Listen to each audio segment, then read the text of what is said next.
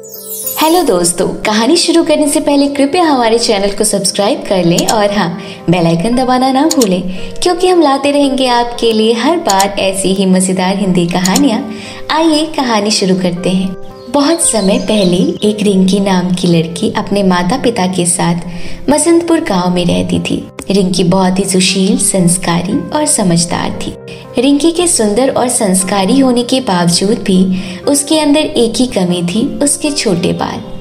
रिंकी को अपने छोटे बालों की वजह से कहीं बाहर जाने में बहुत शर्म आती थी, क्योंकि रिंकी जब भी किसी भी काम से बाहर जाती तो उसके मोहल्ले के बच्चे उसके छोटे बालों का बहुत मजाक उड़ाया करते थे। रिंकी के पिता कमल बहुत ही नेक और ईमानदार थे, साथ ही साथ वह गांव के मुखिया भी थे। रिंकी की माँ गीता एक टीचर थी और साथ ही साथ एक अच्छी माँ भी। मोहल्ले की औरतों को जब भी कुछ समस्या आती तो वे लोग सलाह लेने रिंकी के माँ बाप के पास ही आते थे। रिंकी के बहुत ज्यादा दोस्त नहीं थे। उसकी एक ही सहेली थी पूजा, जो उसके साथ बहुत अच्छे से रहती थी और उसका कभी मजाक नहीं बनाती थी। एक बार खेलते हुए रिंकी अपनी सहेली पूजा के साथ गांव के बाहर निकल जाती है। दोनों अपनी अपनी बातों में इतने व्यस्त हो गए थे कि उन्हें समय और रास्ते का पता ही नहीं चला। तभी रिंकी बोलती है, पूजा, हमें तो पता ही नहीं चला हम चलते चलते कब जंगल में आ गए। बहुत समय हो गया है, हमें अब घर चलना चाहिए। चलो वापस चले, गांव में सब हमारा इंतजार कर रहे होंगे। अरे, अब जंगल तक आ गए हैं तो हमें जंगल भी घूम लेना चाहिए। नहीं, जंगल में जंगली जानवर होते हैं, वो हमें नुकसान भी पहुंचा सकते हैं। अरे रिंकी, मेरी प्यारी सहेली, चलो ना, मेरा जंगल में घूमने का बहुत मन है। जल्दी जल्दी घूमकर अंधेरा होने से पहले वापस आ जाएंगे। उसके बाद दोनों सहेलियां और अंदर जंगल में चली जाती है। अंदर जंगल का नजारा बहुत सुंदर और मनमोहक था।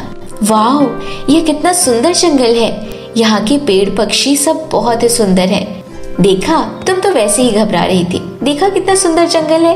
इतना कहकर दोनों सहेलियां और अंदर चली जाती हैं। तभी उन्हें झाड़ियों में एक रोशनी चमकती हुई नजर आती है और किसी के बोलने की आवाज सुनाई देती है। रिंकी, वहाँ किसी की आवाज सुनाई दे रही है, चलो देखते हैं वहाँ कौन है।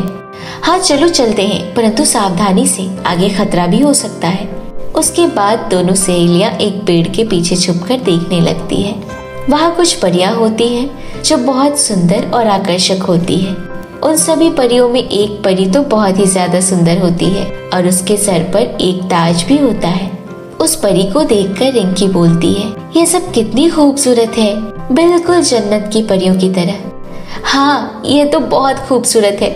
मुझे तो यह इस धरती की नहीं लग रही, ये जरूर परियां हैं। हाँ, तुम सही कह रही हो, लेकिन यह घने जंगल में क्या कर रही हैं? धीरे बोलो और चुपचाप देखती रहो। सभी परियां वहाँ डांस कर रही होती हैं और खुशी से झूम रही होती हैं। सभी परियों के ऊपर फूलों की बारिश हो रही होती है और वहाँ टेबल पर साइड में ढेर सारा 56 भोग रखा हुआ था, वह भी सोने चांदी के बर्तनों में। अरे वाह, क्या नजारा है, किसी स्वर्ग से कम नहीं लग रहा। तभी वहाँ एक चुड़ैल आ जाती है और परियों को परेशान करना शुरू कर देती है। हा हा हा हा हा, यहाँ तो पार्टी हो रही है, वह भी मेरे बिना। हा हा हा हा हा। सभी परियां चुड़ैल को देखकर परेशान हो जाती हैं और बहुत दुखी होती हैं। यह चुड़ैल इसी तरह आकर हमें रोज परेशान करती है, इस चुड़ैल से छुटकारा कैसे पाएं?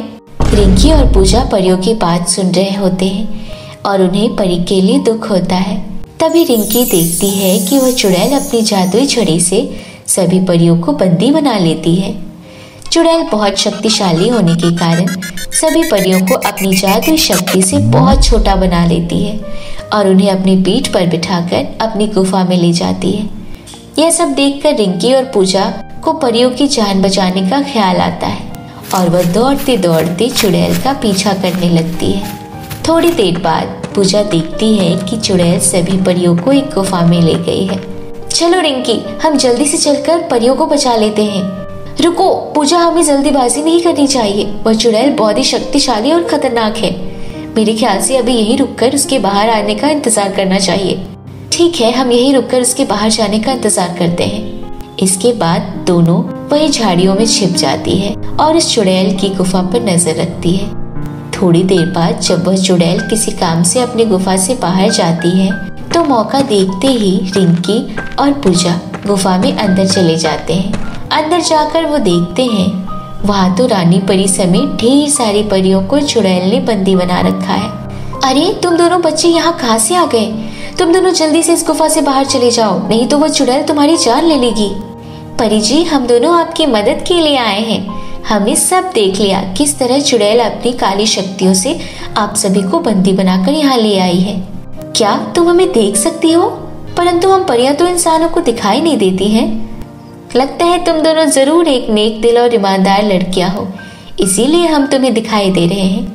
यह चुड़ैल हम सबको मारकर अपने इस पूरे पृथ्वी लोक पर कब्जा जमाना चाहती है। आज पूर्णिमा की रात है और आज वह हम सभी परियों की बलि देकर बहुत शक्तिशाली हो जाएगी और फिर पूरे पृथ्वी लोक पर चुड़ैल की ही राज होगी। ये क्या कह रही हैं आप परी जी? मैं ये सब होने नहीं दे सकती। उस चुड़ैल को मारने का कोई रास्ता नहीं है। मैं पूरी दुनिया को बचाना चाहती हूँ। प्लीज मुझे उस चुड़ैल को मारने का राज बताइए। एक रास्ता है, परंतु इससे तुम्हारी जान को खतरा भी हो सकता है। तुम अभी बहुत छोटी हो, तुम घर जाओ, हम परियां कोई ना कोई रास्ता निकाल लेंगे। परी जी, अगर आप यही चाहती हैं तो मैं भी आप लोगों के साथ अपने आप को चुड़ैल के हवाले कर दूंगी, लेकिन कायर बनकर घर वापस नहीं जाऊंगी। परियां रिंकी के साहस को देखकर बहुत खुश होती है और उसे वह राज बताने को तैयार हो जाती है। मेरी बात ध्यान से सुनो। जंगल के बीचों बीच एक जादुई कुआं है। अगर तुम उस कुएं से पानी लाकर चुड़ैल के ऊपर डाल दो तो वह जलकर राख हो जाएगी। क्योंकि वह एक जादुई कुआं है, इसलिए उस कुएं का पानी भी जादुई है। उस कुएं तक पहुंचने में तुम्हें कई सारी मुसीबतों का सामना करना पड़ेगा। अगर तुम उस कुएं का पानी लाने में कामयाब हुई तो तुम इस दुनिया को बचा सकती हो। रिंकी और पूजा बिना समय बर्बाद किए उस कुएं की खोज में निकल जाती है। घने जंगल में अंदर जाते जाते रिंकी को एक भूखा शेर दिखाई देता है। रिंकी और पूजा उस शेर को देखकर जल्दी से एक पेड़ के पीछे छुप जाते हैं। थोड़ी देर बाद वो शेर वहां से चला जाता है और इस तरह धीरे धीरे करके वो दोनों उस कुएं के पास पहुंच जाते हैं। प्यारी कुएं, हम दोनों आपके इस कुएं से थोड़ा पानी लेने आए हैं। अगर आप हमें पानी लेने की इजाजत दें तो हम आपके कुएं का थोड़ा पानी ले लें ताकि हम उस चुड़ैल को सबक सिखा सकें। रिंकी का यह व्यवहार देखकर कुआं प्रसन्न हो जाता है और खुश होकर वहां एक बाल्टी पानी प्रकट कर देता है। शाबाश मेरी प्यारी बच्चियों, मैं तुम्हारे साथ और तुम्हारे व्यवहार से खुश होकर तुम्हें अपने कुएं का यह जादुई पानी देना चाहता हूँ। इसके बाद वे दोनों सहेलियां कुएं को धन्यवाद देती हैं और वह पानी की बाल्टी लेकर गुफा की ओर चली जाती है। अंदर गुफे में पहुंचकर रिंकी देखती है कि चुड़ैल तो परियों की बलि देने जा ही रही होती है। रिंकी बिना समय गवाए पीछे से जाकर चुड़ैल के ऊपर पानी डाल देती है। पानी डालते ही चुड़ैल के पूरे शरीर में आग लग जाती है। बचाओ, मुझे कोई बचाओ। तुम दोनों कौन हो? मैं तुम्हें छोड़ूंगी नहीं। मेरा पूरा शरीर जल रहा है। जल्दी से मेरी आग बुझा दो। चुप कर दुष्ट चुड़ैल, तूने हमारे पृथ्वी लोक पर कब्जा करने के लिए इन परियों को बंदी बनाया। मैं तेरी जान नहीं बचाऊंगी, तुझे इस आग में जलकर ही रहना होगा। और इस तरह चुड़ैल जलकर राख हो जाती है। सभी परियां आजाद हो जाती हैं। थैंक यू रिंकी और पूजा, आज तुम दोनों ने हमारी जान बचाकर हम सभी परियों पर बहुत बड़ा एहसान किया है।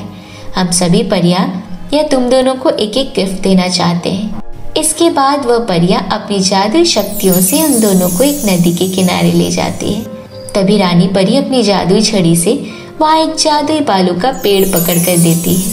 रिंकी, यह तुम्हारे लिए है।